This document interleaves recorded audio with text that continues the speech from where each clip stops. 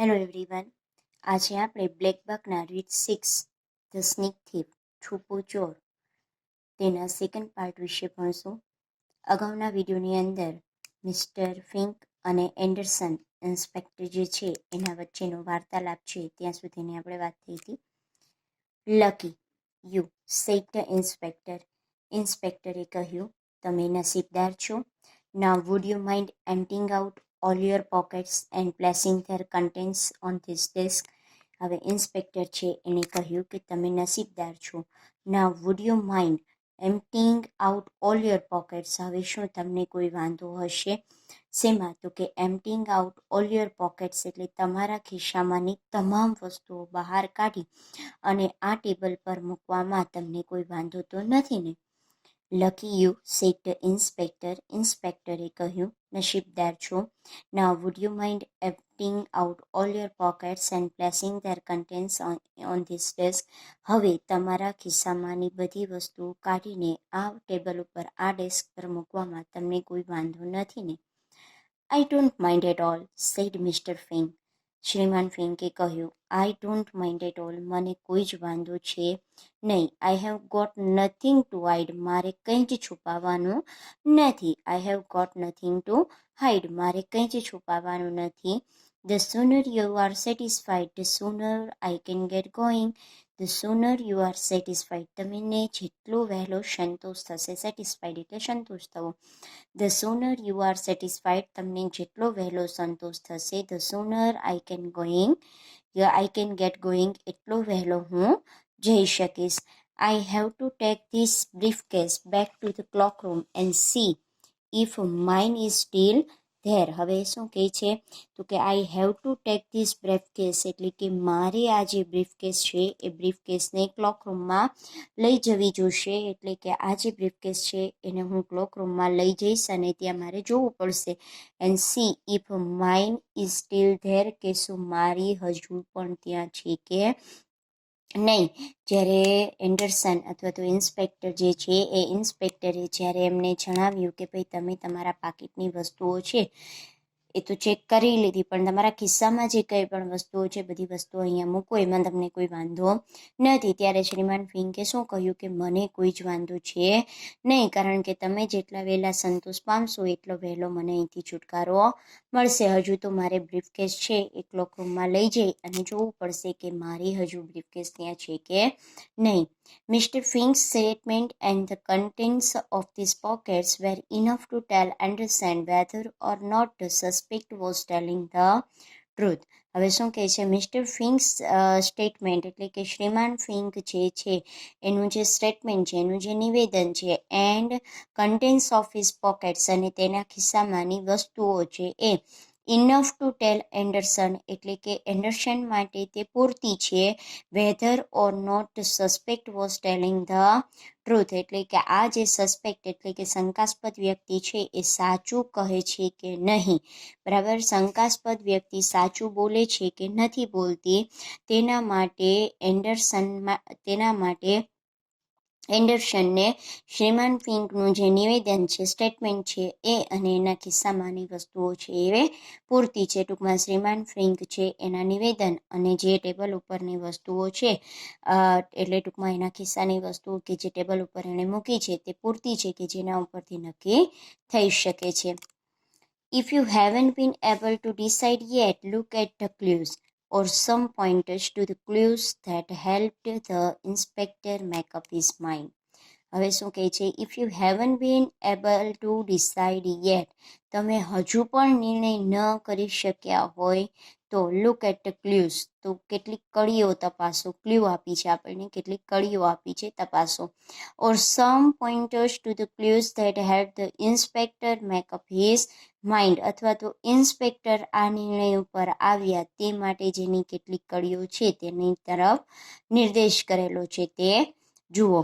હજુ પણ કહે છે કે જો તમે કોઈ યોગ્ય નિર્ણય ઉપર ન આવી શક્યા હોય હજુ સુધી તો ક્લ્યુઝ જે આપેલી છે એ ક્લ્યુઝ છે, કડીઓ છે એ તપાસો. અથવા તો ઇન્સ્પેક્ટર જે રીતે છે એ નિર્ણય ઉપર આવ્યા છે, બરાબર, તેને નિર્ણય ઉપર આવવા માટે જે કડીઓ એને મદદરૂપ થઈ છે તેના તરફ જુઓ.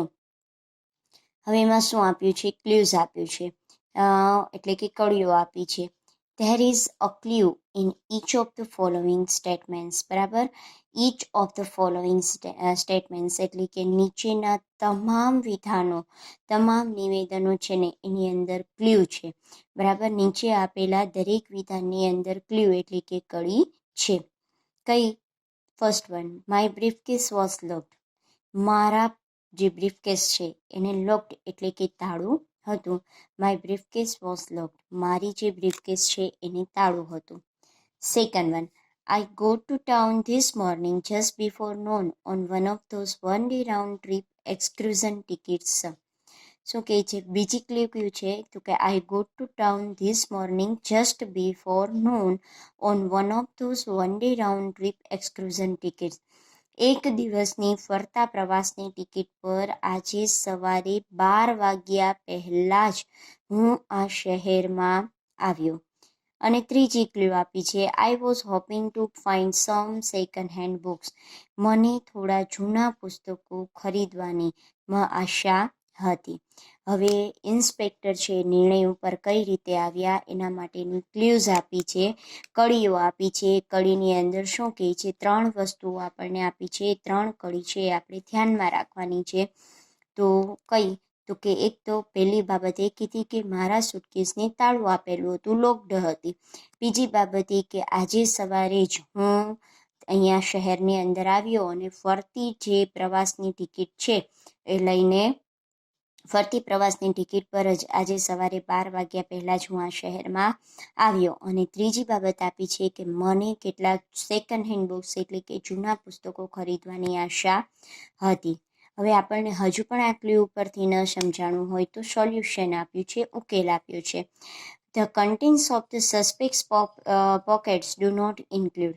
બરાબર, the contents of the suspect pockets do not include એટલે કે શંકાસ્પદ વ્યક્તિના ખિસ્સામાંથી આ વસ્તુઓ મળી નથી. The contents of the suspect pockets do not include એટલે કે જો એણે એના સુટકેસનું તાળું મારેલું હોય તો ચાવી મળવી જોઈએ. એટલે હવે કહે છે કે ભાઈ નીચેની વસ્તુઓ છે એ શંકાસ્પદ વ્યક્તિના ખિસ્સામાંથી મળ્યો નથી. એમાંની પહેલી બાબત, એ કી ટુ ધ બ્રીફકેસ એટલે કે સુટકેસની ચાવી. હવે જેમ એણે પહેલી ક્લ્યુ આપી કે મારી બ્રીફકેસ છે એને તાળું હતું, લોક હતી. બ્રીફકેસ ચેન્જ થઈ શકે પણ ચાવી છે તો ખિસ્સામાં જ હોય. તો ચાવી છે એ મળી નથી. જુઓ અહીંયા કીધું છે ડુ નોટ ઇન્ક્લુડ એટલે હજુ સુધી એ વસ્તુઓ મળી નથી.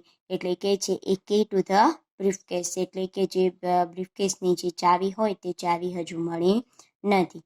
Second, the return part of the ticket એટલે કે ટિકિટનો જે પાછા ફરવાનો ભાગ હોય એ ટૂંકમાં એણે જેમ કહ્યું કે ભાઈ એ તો એક્સક્રુઝન ટિકિટની ટ્રીપ છે એ ફરતા પ્રવાસની ટ્રીપ છે એ કરે છે. એટલે કહે છે કે ભાઈ return part of the ticket એટલે કે પાછા ફરવાની જે ટિકિટનો ભાગ હોય એ પણ એની પાસે છે નહીં. ત્રીજી બાબત કીધી, I was hoping to find some second hand books એટલે કે કેટલીક સેકન્ડ હેન્ડ બુક્સ જૂના પુસ્તકોની એને આશા હતી એ.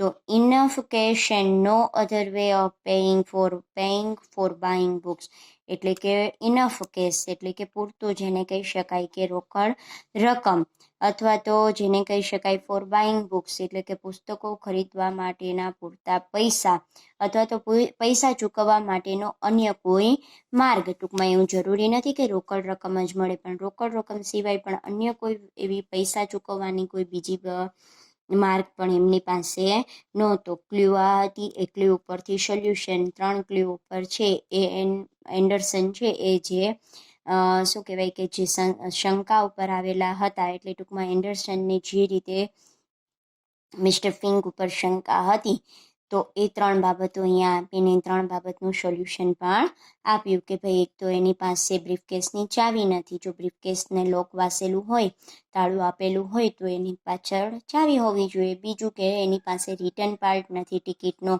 બરાબર, ટિકિટ છે એનો પાછો ફરવાનો જે ભાગ છે એ પણ નથી. અને જો એને પુસ્તકો ખરીદવા હોય તો પુસ્તકો ખરીદવા માટેના થોડા ઘણા પૈસા જોઈએ તો એ પૈસા પણ એની પાસે છે નહીં.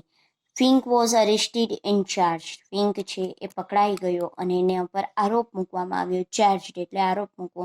Fink was arrested and charge. Fink છે એ પકડાઈ ગયો અને તેના ઉપર આરોપ મૂકવામાં આવ્યો. It was easy to find the owner of the briefcase, એટલે એકદમ સરળ થઈ ગયું. It was easy to find the owner of the briefcase, આ રીતે એકદમ સરળતાથી બ્રીફકેસના એટલે કે સુટકેસના જે માલિક છે એને સરળતાથી શોધી શકાણું, એટલે કે પાકીટના માલિકને શોધવાનું કામ છે એકદમ સહેલું હતું. It turned out that he had put his briefcase down while buying a newspaper and just in a wink it had disappeared. હવે શું કહે છે? ઇટ ટર્ન્ડ આઉટ એટલે કે ક્યારે એ ફેરવવામાં આવ્યું છે that he had put his briefcase down while buying a newspaper, એટલે સમાચાર પત્ર, ન્યૂઝપેપર જે છે એ સમાચાર પાત્ર ખરીદતી વખતે તેણે તેનું પાકીટ છે એ ક્યાં મૂકેલું હતું તો કે નીચે. એન્ડ જસ્ટ અ વિંક એટલે આંખનો પલકારો, એટલે કે માત્ર એક આંખના પલકારામાં ઇટ હેડ ડિસઅપિયર્ડ, તે આખું અદૃશ્ય થઈ ગયું. ટૂંકમાં ન્યૂઝપેપર ખરીદતી વખતે તેણે તેનું પાકીટ નીચે મૂકેલું અને આંખના પલકારામાં તો એ પાકીટ છે એ આખું ગુમ થઈ ગયેલું એમ ખ્યાલ આવ્યો. The bag picker cooked up a very good story, but he forgot to match things in the bag with the things in his pocket. હવે શું કહે છે તો કે આ જે વ્યક્તિ છે બેગ પીકર એટલે કે જે પાકીટ ઉઠાવનાર જે વ્યક્તિ છે એ તો એણે સરસ મજાનું કુકડ અપ એટલે કે એકદમ વાત જેને કહી શકાય ને કે ખોટી વાત બનાવી. તો આ જે બેગ ઉઠાવનારો માણસ છે એણે ખોટી વાત છે એ ઘડી કાઢી, ખોટી વાત બનાવી કાઢી. એ વેરી ગુડ સ્ટોરી એટલે ખૂબ સારી વાર્તા પણ હતી. But he forgot to match things in the bag, પરંતુ તે ભૂલી ગયો કે તેની જે વસ્તુઓ જે છે એ વસ્તુઓને પાકીટને ખિસ્સામાંની વસ્તુઓ એકસાથે સરખાવતા ભૂલી ગયો. એટલે કહે છે કે the bag picker cooked up a very good story, એટલે કે જે પાકીટ ઉઠાવનારો છે એણે ખૂબ સારી વાર્તા છે એ ઘડી હતી, પરંતુ he forgot to match things in the bag with the things in his pocket, પરંતુ પાકીટની વસ્તુઓ અને તેના ખિસ્સાની વસ્તુઓ એક સરખી હોવાનું દર્શાવવાનું તે ભૂલી ગયો. ટૂંકમાં ધ સ્નીક થીપ એટલે કે છુપો ચોર છે, એટલે એ છુપો ચોર કઈ રીતે પકડાઈ ગયો એની આખી આપણને આ રીડ 6ની અંદર સ્ટોરી કહેવામાં આવી છે કે ઇન્સ્પેક્ટર એન્ડરસન છે, એન્ડરસને થોડી જ વારમાં આ છુપા ચોર છે એને કઈ રીતે શોધી કાઢ્યો. અગાઉ પણ આપણને આપ્યું કે ભાઈ મિસ્ટર ફિંક છે થોડા શંકાસ્પદ, અગાઉના વિડીયોની અંદર આપણે જોયું કે શ્રીમાન ફિંક છે એ થોડા શંકાસ્પદ લાગતા હતા અને ત્યારે શ્રીમાન ફિંક છે એને જ્યારે અગાઉ આપણે વાત કરી કે ભાઈ એને તપાસ માટે જ્યારે બોલાવવામાં આવ્યા ત્યારે જ એ થોડા કન્ફ્યુઝડ હતા, એટલે કે મૂંઝાયેલા હતા, કારણ કે એને જ્યારે એનું જે બ્રીફકેસ છે એ બ્રીફકેસને સ્ટેશન માસ્ટરની ઓફિસમાં લાવવામાં આવવાનું કહ્યું ત્યારે પહેલાં તો મિસ્ટર ફિંકે એવું જણાવ્યું હતું કે એ બેગ છે એ બ્રીફકેસ છે એની જ છે, પણ જેવી એ બ્રીફકેસ છે એની અંદરથી એન્વેલપ એટલે શરૂઆતમાં જ્યારે પૂછ્યું હશે ત્યારે એણે કહ્યું કે ભાઈ એમાં તો થોડા મેગેઝિન છે, સામાયિક છે, પણ એ બ્રીફકેસની અંદરથી જ્યારે $20,000 બરાબર $20,000નું એક એન્વેલપ એક કવર મળ્યું અને ફાઇલ ઓફ પેપર્સ એટલે કે એક કાગળની ફાઇલ મળી તો તરત જ શ્રીમાન ફિંકે ના પાડી દીધી કે ભાઈ હવે એ સુટકેસ છે એ એની છે નહીં. છતાં પણ ઇન્સ્પેક્ટર છે એણે કન્ટિન્યુ એની જે ઇન્ક્વાયરી છે એ સતત ચાલુ રાખી. એટલે શ્રીમાન ફિંક જે તે સમયે તો થોડા મૂંઝાઈ ગયા, પણ એને જેમ કહ્યું ને કે ભાઈ કુકડ અપ એટલે એક સરસ મજાની વાર્તા ઘડી હતી અને વાર્તા પ્રમાણે એમને ઇન્સ્પેક્ટરને જણાવતા ગયા અને છેલ્લે શું કહે છે કે ભાઈ આ જે મેગેઝિન રાખેલા, હવે સામે એન્ડરસન છે પણ એને એકદમ એને પ્રશ્ન કહે છે કે ભાઈ થોડા ઘણા મેગેઝિન હતા, એ મેગેઝિનના કારણે કોઈ બ્રીફકેસ છે એને લોક કરે નહીં, પણ એ ત્યારે પણ એ કહે છે કે ભાઈ મારે થોડા સેકન્ડ હેન્ડ બુક્સ ખરીદવાની હતી ને હું મેગેઝિન છે એ ફક્ત ને ફક્ત ક્યાં આગળ વાંચતો હતો તો કે ટ્રેનમાં વાંચતો હતો. અને સમજાવે છે આગળ પણ શ્રીમાન ફિંક છે કે મારી પાસે એટલે શ્રીમાન ફિંક પાસે 1 day રાઉન્ડ ટ્રીપ એક્સક્રુઝન એટલે એક દિવસનો ફરતી પ્રવાસની છે એ ફક્ત ટિકિટ હતી. હજુ પણ ક્યાં આગળ એન્ડરસન છે એને ત્યાં શંકા જાય છે, કારણ કે એમણે છેલ્લે પણ એવી વાત કરી હતી કે got my taxi fare paid both ways had great time, both ways, બરાબર. બંને સમયનું આવન જાવનનું જેને કહી શકાય એવું ટેક્સી ફેર પેઇડ, એટલે કે જે ભાડું હોય એ ભાડાનું જે ભાડું ચૂકવ્યું અને મજા કરી. છતાં પણ એન્ડરસન છે એની પ્રશ્નોત્તરી, ઇન્સ્પેક્ટર છે એ પ્રશ્નોત્તરી ચાલુ રાખે છે અને કહે છે કે ભાઈ તમે તમારી બ્રીફકેસ જે રીતે ખાલી કરી એ રીતે તમારી ખિસ્સાની વસ્તુઓ છે એ પણ તમે અમને રજૂ કરતા અચકાશો નહીં. ત્યારે પણ શ્રીમાન ફિંકે વાર્તા ઘડી અને કહ્યું કે સારું, એટલું ઝડપથી હું છૂટો થઈશ. પણ એ તપાસ દરમિયાન જે 3 ક્લ્યુ મળી છે, બરાબર, એ ક્લ્યુ અને એના સોલ્યુશન ઉપર નજર કરતાં શ્રીમાન ફિંક છે એ ચોર છે એ જાહેર થઈ જાય છે. ટૂંકમાં શ્રીમાન એન્ડરસન છે એને આ મિસ્ટર ફિંક છે એકદમ સસ્પેક્ટ લાગે છે, એટલે શંકાસ્પદ વ્યક્તિ લાગે છે અને સાચું કહે છે કે નહીં એ શેના ઉપરથી ડિસાઇડ કરે છે તો કે આ ક્લ્યુ આપી છે એ ક્લ્યુ અને એના સોલ્યુશન ઉપરથી. 3 ક્લ્યુ આપણે યાદ રાખવાની છે. નંબર 1 છે માય બ્રીફકેસ વોઝ લોકડ, એટલે કે એની બ્રીફકેસ છે એ તાળું વાંચેલી હતી. Second one, I go to town this morning just before the noon on one of those one day round trip excursion tickets. અને થર્ડ વન છે I was hoping to find some second hand books. આ 3 clue છે અને આ 3 ક્લ્યુને related જોઈએ કે ભાઈ હાલો briefcase change થઈ છે, પણ બ્રીફકેસને રિલેટેડ વસ્તુ કંઈ પણ એના ખિસ્સામાંથી મળે છે કે કેમ, તો એનું સોલ્યુશન પણ આપણને આપી દીધું છે કે કી ટુ ધ બ્રીફકેસ, જો બ્રીફકેસને તાળું આપેલું હોય તો એની ચાવી હોવી જોઈએ, તો એ વસ્તુ એને નથી મળી. જો અહીંયા આપ્યું છે the content of the suspects pockets do not include, શંકાસ્પદ વ્યક્તિના ખિસ્સામાંથી ન મળેલી વસ્તુઓ, તો એમાં ચાવી નથી મળેલી, એ કી ટુ ધ બ્રીફકેસ. પછી સેકન્ડ વન છે the return part of the ticket, એટલે કે પાછા ફરવાની જે ટિકિટનો ભાગ હોય, ટૂંકમાં વળતી મુસાફરીનો જે પાછા ફરવાનો ટિકિટનો ભાગ છે એ પણ નથી મળ્યો. ત્રીજી વસ્તુ આપી છે enough cash and no other way of paying for buying books, કે એણે જે કહ્યું કે સેકન્ડ હેન્ડ બુક્સ ખરીદવાની હતી, તો સેકન્ડ હેન્ડ બુક્સ છે એ ખરીદવા માટેના પૂરતા પૈસા અથવા તો અન્ય કોઈ માર્ગ, ટૂંકમાં બુક કોઈ વસ્તુ એવી હોવી જોઈએ કે જેના દ્વારા એ સેકન્ડ હેન્ડ બુક્સ છે, કારણ કે સેકન્ડ હેન્ડ બુક્સ છે એક પણ ખરીદવા માટે એને પૈસા જોઈએ, તો આમાંની કોઈ વસ્તુ છે એ એમની પાસેથી મળી નહીં. આનો અર્થ એમ થયો કે ફિંક છે એ શંકાસ્પદ વ્યક્તિ જે છે એ જ પકડાઈ ગયો છે, એટલે ચોર છે એ પકડાઈ ગયો છે, એટલે ફિંક ઉપર છે એ આરોપ મૂકવામાં આવ્યો છે અને બહુ સરળતાથી આ બ્રીફકેસના માલિકને શોધી શકાય છે. ઇટ ટર્ન્ડ આઉટ, હવે આ બ્રીફકેસ છે એની કઈ જગ્યાએ, તો કે ન્યૂઝપેપર સ્ટોલ, એટલે વર્તમાનપત્ર જે વાંચવાનું, વર્તમાનપત્ર ખરીદવા માટેનો જે સ્ટોલ હોય ત્યાં આગળ જ આ બ્રીફકેસ મૂકેલી અને આંખના પલકારામાં જ આખી સુટકેસ છે એને બદલાવી લીધી, એટલે અદ્રશ્ય